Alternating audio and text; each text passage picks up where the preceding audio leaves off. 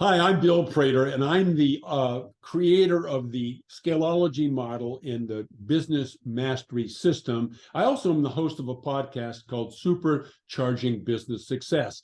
Today, my episode on the Business Growth Architects show, I'll share my core strategy for how to develop your core strategy and how to execute the same while not breaking a sweat in the process. Hello, fabulous person. Beate Gillette here, the Growth Architect. Welcome back to the Business Growth Architect Show, where we bring you cutting-edge business strategies from some of the world's most successful entrepreneurs, business transformation experts, and visionaries who want to help you to scale your impact. Look for one tangible strategy that you can take back and implement right away. And now back to our guest. Welcome back. This is your host, Beate, and today I have a man on the show with me who is just as geeky about systems and building processes as I am. Welcome, Bill Prater. We are so excited to have you on the show. I am so excited to be here. It's going to be a thrill. Yeah, well, I know, because we get to talk about stuff you and I are really excited about, which is systems and processes and scaling. So for somebody who's never heard about what you do or doesn't know you, will you please introduce yourself? So Bill Prater, I own a couple of businesses, and the primary one is kind of a holding company. It kind of goes nameless, but I'm known for business mastery, and also for the Scaleology model. Both of those are related. One's a foundational principle, and the other one is a system of management. And so what I do fundamentally is I tend to train, coach, and consult with business owners of typically 6, 7, or 8-figure businesses who are, let's call it, healthily dissatisfied with their current situation and want to scale their business. By scaling, really, they want more revenue, more cash flow, and potentially a big price tag if they were want to have an exit from their business. And a little bit of freedom, I suppose, that goes in there as well, even though Along the way, yes. Yeah, although I do know that that is easy said and then often very difficult to execute for a lot of business owners because they have such attachment to their baby, this beautiful child of theirs that performs all these crazy, wonderful tricks, and then one day they're going to have to let that go, and that is anxiety in itself. So let's talk about strategy. So as a fellow strategist, what is strategy to you? How do you describe it to your clients? So I find that if we can have alignment from top to bottom in a business, so by bottom, I mean the day-to-day work, and by the top, let's call it a vision or a long-term goal or dream. And right below that comes strategy. And strategy is really pretty much a decision about what you're going to do with no idea or need to worry about how you're going to go about doing that strategy. So strategy is what you're going to do to get where you want to go. It's kind of the next step. So it's a higher order bit. So a strategy shouldn't be too detailed. It should be able to be articulated in a sentence or two. But fundamentally, bottom line, it's being able to articulate what you're going to do. That message will resonate with potential partners, potential employees, potential clients and customers, potential vendors, when they understand what your long-term objective is. So, Bill, so you said that the strategy needs to be explainable, ideally in one sentence. Now, I have heard a lot. I have not heard that. So I want to dive into that a little bit more with you, because is it possible to make a strategy so simple that it's like explainable in one sentence? It certainly is.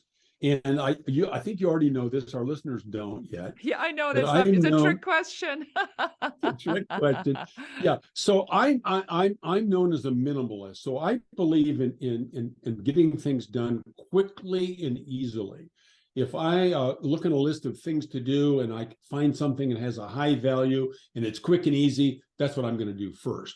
So everything, if we can do everything with the least amount of effort, the better. So strategy. Now, strategy, if in theory, according to the books and to the business schools, if you want to do it right, you need to set aside 3 or 4 days, sit down with your team and hammer out strategy.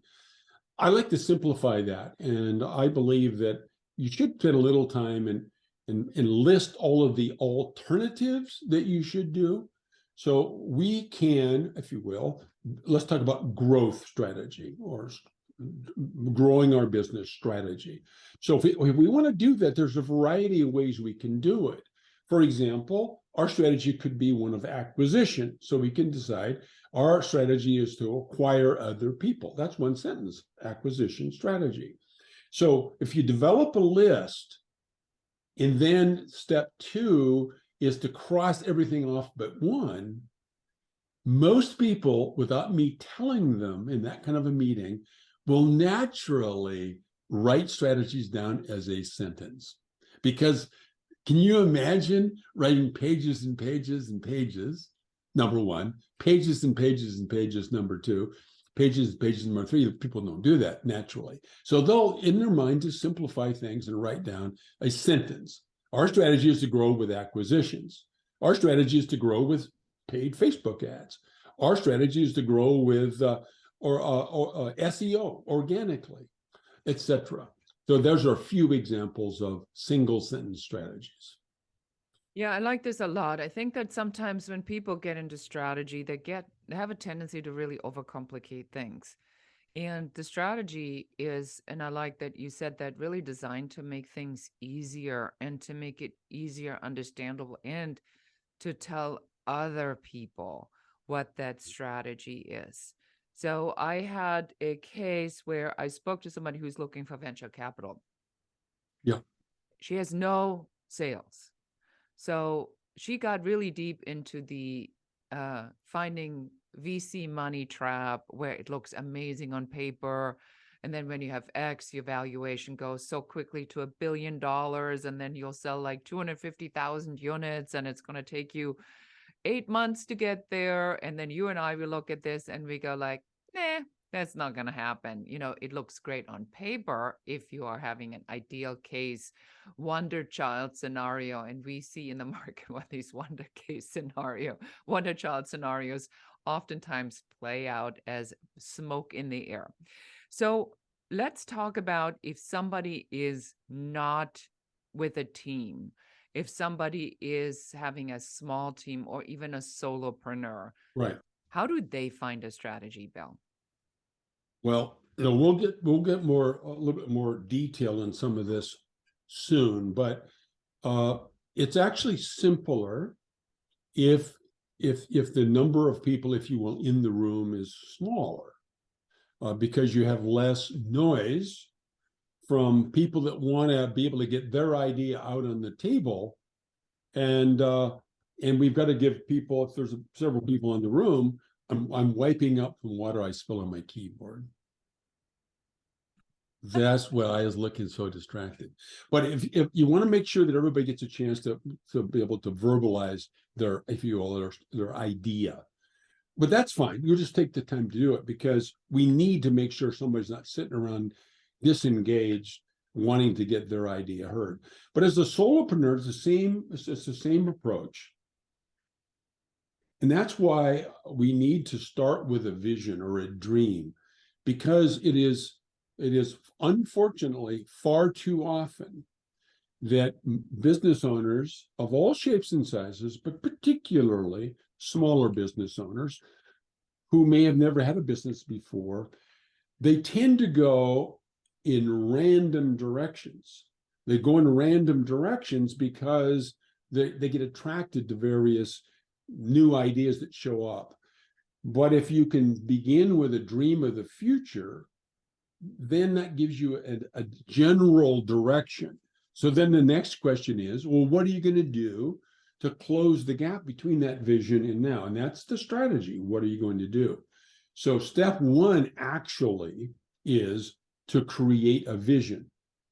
Again, a vision can't be a single sentence because it's a dream. You never describe it. You'd say, I wouldn't say, hey, Beate, I had a dream last night about battleships. And you'd want to know more. So a vision I like visions as a story. I don't like reducing visions to one sentence. On the other hand, it is hard. It's easier to do that. No limitations on how long the vision is, but it's harder to do a single sentence than it is to do a longer, if you will, let's say multi-sentence, multi-paragraph strategy. So once again, as a solopreneur, you sit down, envision your ultimate goal, get it in your mind's eye, and then ask yourself, what do I need to do? What are the options I can follow to get there?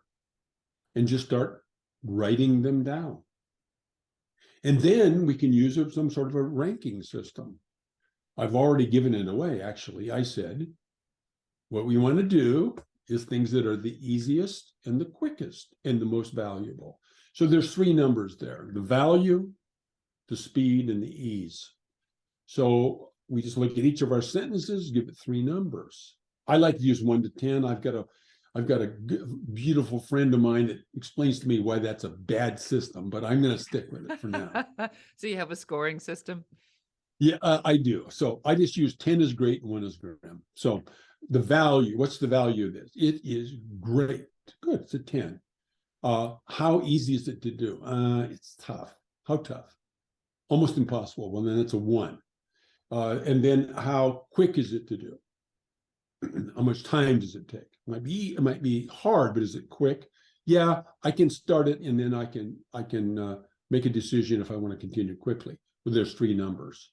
Now, when we have those 3 numbers, we just add them up, come a total score, and that'll start reducing down our list. So the technique's always the same, regardless of how many people in the room, if you will. Start with a list. Keep writing until you exhaust yourself. You can't think of a single thing more. If you need, ask somebody else, what would you do if you're like me? Well, I do such and such. Well, write that down on the list. And then after it's done, come up with a ranking system. I just gave one I use, and then isolate it down to 1. I like this a lot. You're even more geeky than I am. I can't believe it. So yes, I like the idea of the actual scoring and the discipline. The discipline is the same, the discipline on whether you have a team that you lead or you lead yourself. This is what I'm hearing from you. Correct. Is that, Right, definitely. if you have the process, then either you as a team follow the process or you as an individual follow your own process. But you have to have this process in place. Otherwise, you won't arrive at a strategy. Is that right? Right. Well, in the process doesn't have to be, in fact, we'll get into this a little bit later, doesn't have to be, shouldn't be complicated. No reason to complicate it. What you do not want to do is get a book randomly from Amazon that's labeled How to Build a Strategy and then try to read the thing and then implement anything in it. Because, oh gosh, these books, and they're like 300 pages long. Yep. They're from somebody that talks in a language you don't even understand. They talk about things that are completely foreign to you. They're not broken down into simple things. I'm so there with you. I mean, even for people like you and me who do this for a living, sometimes when we read some of that stuff, we go like, why are you making this so difficult? Definitely. Yeah. All right. And we will be right back after this message with more from Bill Prater and on business mastery and his scaling secrets. Thank you so much for listening to the show. This is Beate, the Growth Architect. I'm so excited that you're here. Thank you so much for your time. Have you ever wondered why your business is not growing as quickly as you would like it to be? Well, you may have a business growth blocker. And if you'd like to find out what that business growth blocker is, go and take our brand new quiz at growthblockerquiz.com. And in only a few minutes, you're not just going to find out what that blocker is, but also what to do about it. Again, go to growthblockerquiz.com. And now back to the show.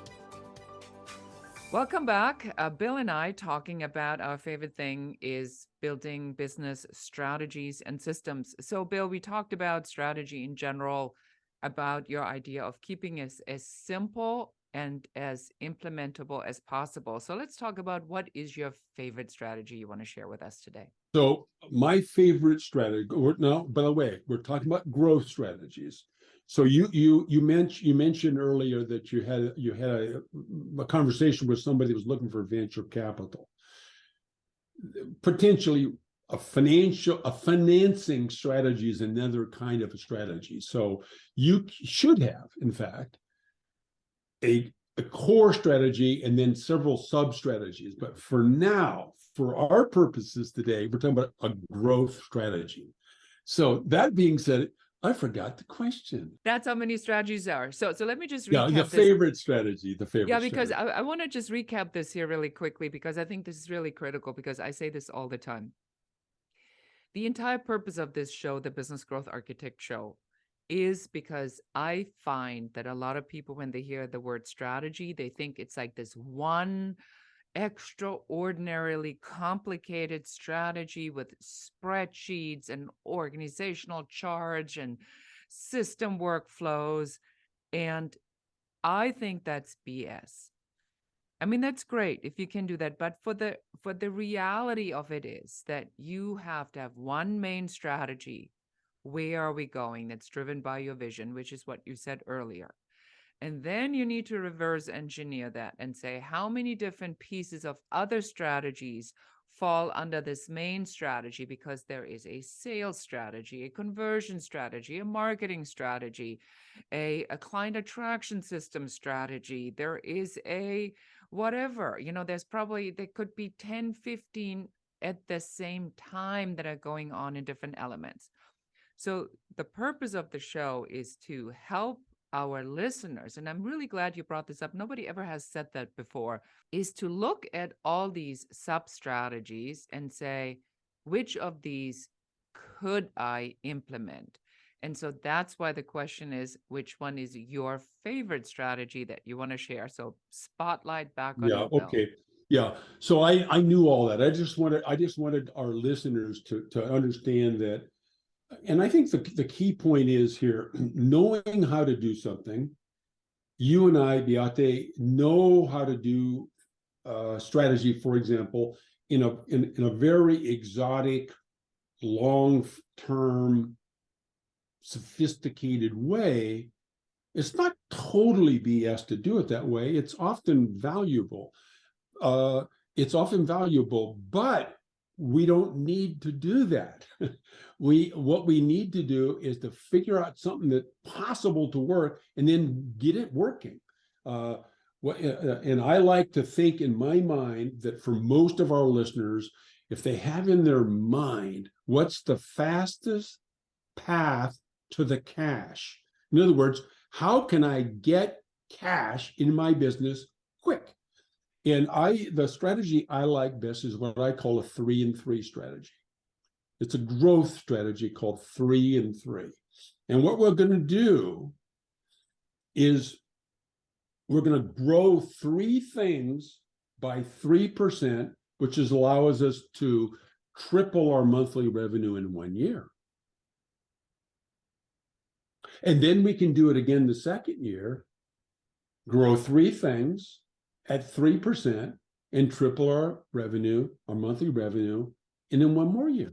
And that's pretty neat. And by doing that, I have helped many $100,000 per year and lower entrepreneurs get within 2 years to 7 figures. All right, so let's walk this through. You do that through by having a strategy. Yeah. So let's walk it through. Which, if we have time, we'll get into it deeper. But simplistically, yeah, what we're talking about, listeners, is we can simplify it all the way down to doing increasing three things by 3% and tripling our revenue 2 times in a row in 2 years. Why in the world would you want to do any other thing? He said, and threw his hands up in the air. So give us an example, like take us through what this looks like. So let's say I'm a service provider, and I have coaching, consulting, retainer, an online program. I do what most do. I have all kinds of different things. So how do I follow this? What do I do? So first off, we're talking about growing revenue and ultimately cash flow. Now, the reason I give both is because it's one thing to have let's use $1 million. So it's one thing to have $1 million business. If it costs you $900,000 to obtain that revenue, your net cash flow is $100,000. Nothing wrong with $100,000. I don't mean that, but it's much better, for example, to have $1 million business with $100,000 in cost and netting $900,000 between those two. That would be the better choice. So all service providers in almost all businesses have really, from a business growth standpoint, have three main variables. There's actually a fourth, but for purposes of today, we're talking about three. Number one is the number of customers, the number of clients that are purchasing from us. That's a number. All of our listeners have that number. And they can use a time frame, let's just say a year. So over the last year, how many people bought something from you? That's a number. Write it down. Number of customers equals blank. That's factor number one. I call these vital factors. Caveat, P.S., extra bonus. I'm a giant fan of focusing on the vital few and ignoring the trivial many. A lot of people will say, well, it's just another slogan. It is another slogan. Well, here's what I mean by that. If you take the human body, a lot of people think, it's really great having a left hand or a right hand. Fact is, they're not vital.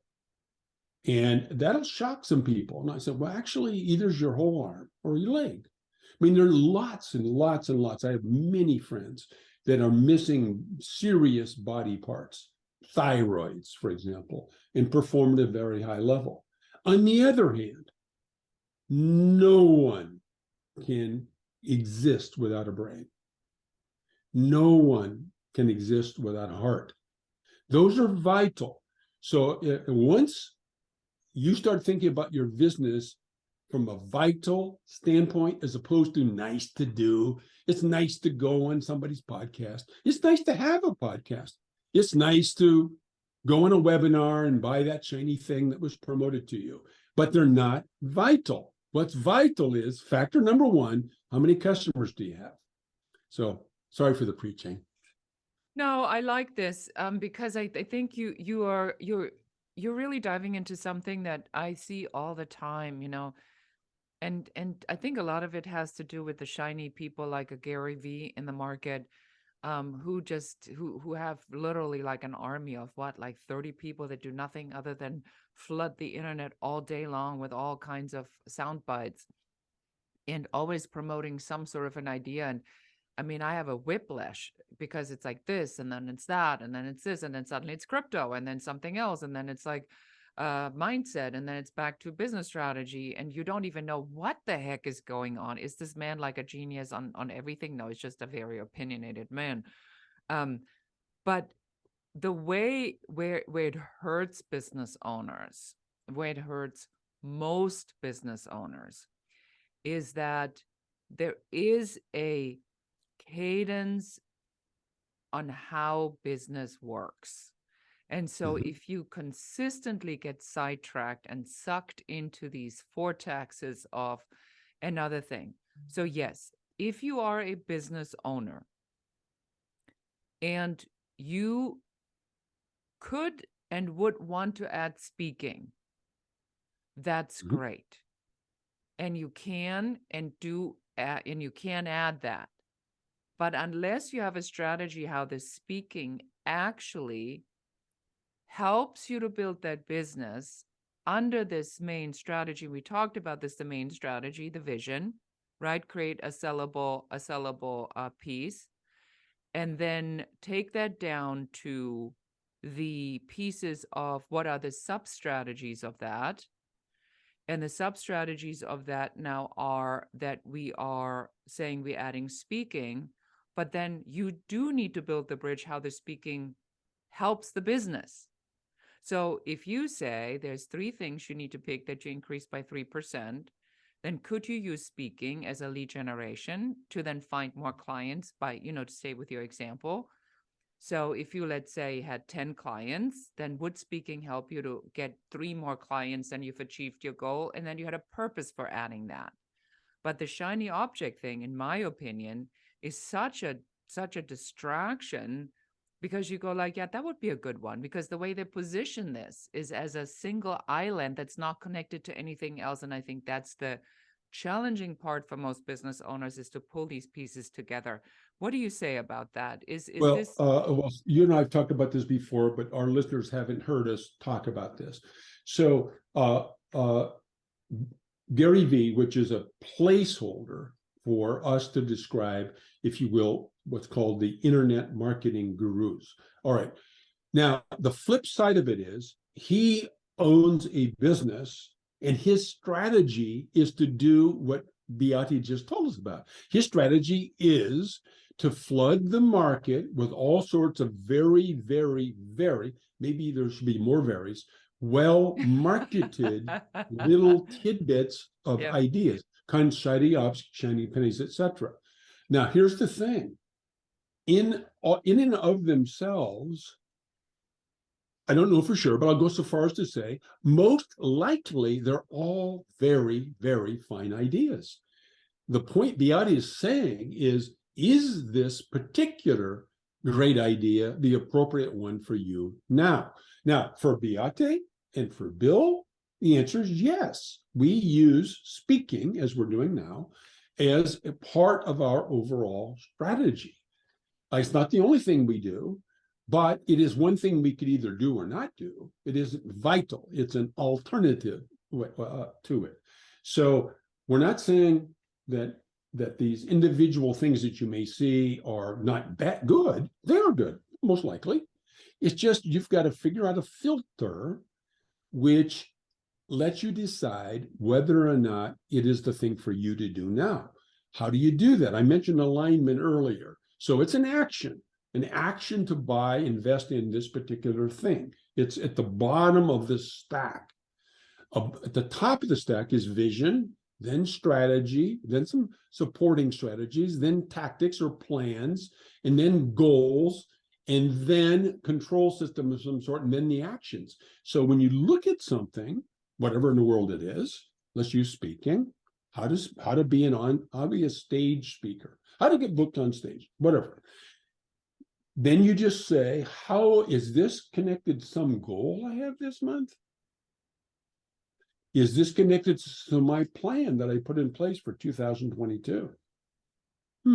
Is this connected to the strategy that I have for marketing and sales? Is this connected to my overall strategy?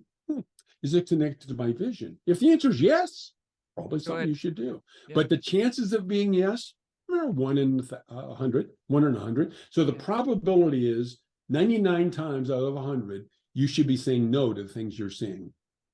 That is so good. Yeah. I mean, look, I give you another example to make this really tangible. So we had said we wanted to add a quiz to our lead generation.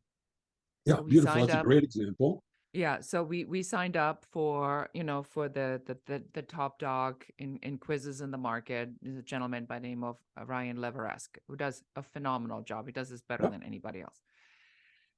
But he's a geek. So I feel like I'm a little geeky when it comes to system. I am a virgin compared to him. I mean, he has geeked this out so much that you literally by now need a degree to do this. So, but we knew we were going to want to do this. And then I signed up for it, but I signed up for it way too early because the offer came at that time. We weren't ready for it. So I'm paying for this for literally 9 months before I arrive with my business in my overall strategy at this point where now it's my time to actually implement the strategy. So we launched the quiz. It's generating leads. It's doing exactly what we wanted to do. But we also knew that building a quiz would mean that we have to reverse engineer everything on how we offer it based upon what the results of the quiz would be, right? So I think this is the second piece I want to really encourage our audience today to pay attention to, is that when you move one domino in a stack, all the other dominoes have to be adjusted or moved, because that's just the way it goes. It's never, wouldn't it be nice, Bill, if it would be one thing and we change just one thing and then everything else is untouched? When you change one thing, everything always changes, That doesn't it? reminds me of the story about the butterfly, right? Go ahead, tell us. Well, so when a butterfly flaps its wings, it has repercussions at the other side of the planet. You know, it's kind of exactly, it's kind of like that. Every action has another action. So be aware of it, which is why I wanted you on the podcast, Bill, because you really are telling our listeners today, keep it easy, keep it simple, keep it focused, keep it streamlined. Don't get caught in things that you could have, even though they would be nice to have. Always think about, is this easy enough for me to do? And do I get the desired results? So I have one final question for you, and that is, what's in it for you? Are you doing this for impact? Are you doing this for money? Are you doing this to create your own exit? Why are you doing what you do? So I already had an exit. I had it in 1999. I used to have an investment bank. So I was successfully sold it to a very large investment banking company called Oppenheimer.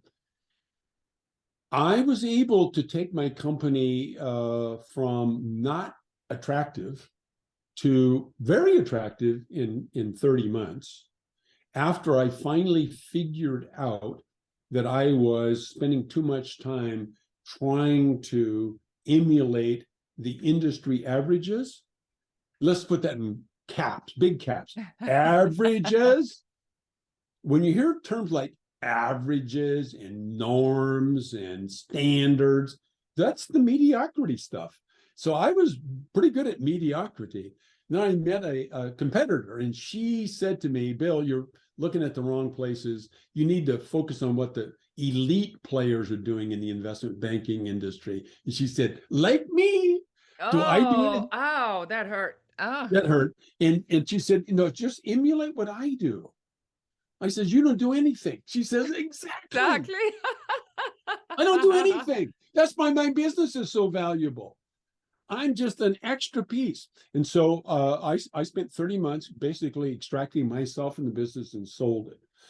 But what happened was, because I was in the banking business, I had all these clients, and we had invested money with them, lent them money, bought stock in their companies, whatever in the world we did. So I realized that I was in big trouble, because I had all this money invested in business owners that didn't know what the hell they were doing.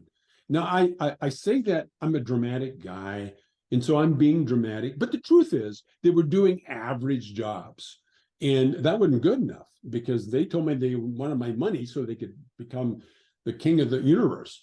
And so I used what I learned in my own business and helped them out. I was very successful. I was much more successful as a consultant than I was as a banker. I raised over $1.7 billion for people, so I was pretty good at that too. But so that's what got me started, and I found that if I helped business owners focus on doing three things well, then they could, in fact, emulate the success that I had. So I started out doing it, if you will, defensively, protecting my own business. Second, it became lots of fun. It's fantastic, frankly, to get all the, if you will, loves and kisses that I receive from helping people out. It's very rewarding. So it strokes my little fragile ego, maybe. So I've been doing that for now almost 25 years now, helping clients out. And they range from, well, the largest number are small companies, six figures, mid six figures, high six figures, all the way up to large companies. The business mastery system that we mentioned earlier fits in all sorts of industries, top to bottom. By top to bottom, I mean it works at the executive level, at the mid-management level, and all the way down to the front lines. So that makes it easy for me because I teach one concept that works all over the whole company. It'll work with a company that owns in fact 10 or 12 companies. So my big driver, you just heard me say it, is the satisfaction I get from being able to help business owners who are stuck at some spot, wherever the spot may be, and all of a sudden realize, wow, I never thought we could grow 10 times in 5 years, and I do nothing. I literally do nothing. And so you mentioned it to me, already reminded me, is that frequently we have a little graduation ceremony. And the graduation ceremony is, there's always some day, this is in a larger company where there's management team. When the owner shows up, people look and they say, Beate, why'd you come today? And then the answer is, well, I came to make the coffee for you guys. Oh, good. In other words, literally the team is so competent that they just know you're the owner, but they can't imagine why you'd want to get involved in the day-to-day. And so not everybody wants to get there. I mean, some people love being a solopreneur because you love that hard work, love beating their head against the wall, like, just getting all those chips of concrete flying in the air and all that sort of thing. It's kind of exhilarating. But some people want to scale. I mean, they want to go from 100 to $1 million to $10 million, and they want to have somebody write them a check one day for $5 million. And that's really the space that I'm in. Now, do I make money? Yes. I make very good money. I have a very small staff, and I've been well up into 7 figures for years and years and years and years.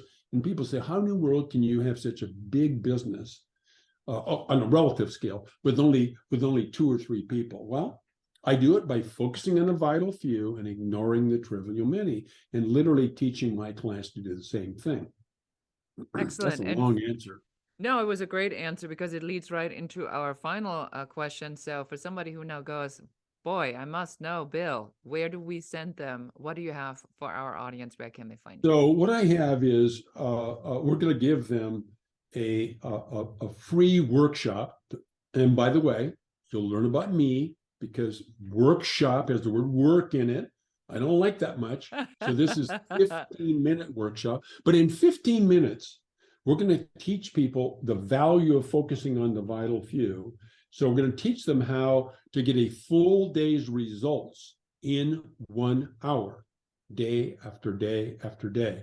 And if you just think that through, if you can get 8 or 10 times more done every day than you used to, you're on your way to scaling.